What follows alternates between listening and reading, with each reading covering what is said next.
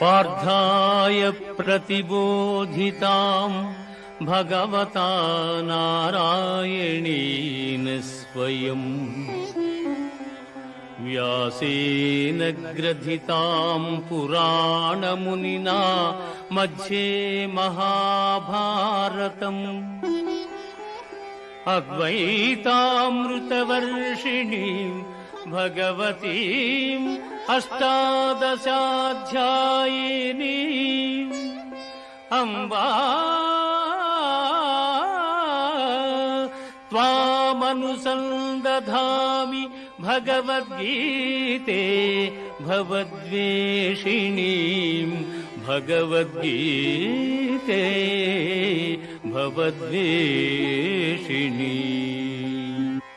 భగవద్గీత మహాభారతము యొక్క సమగ్ర సారాంశము.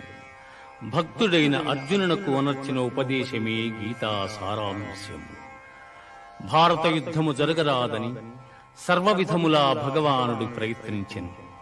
కాని ఆ మహానుభావుని ప్రయత్నములు వ్యర్థములాయను. అటు పిమ్మట శ్రీకృష్ణుడు పార్థునకు సారథి అయి నిలిచెను.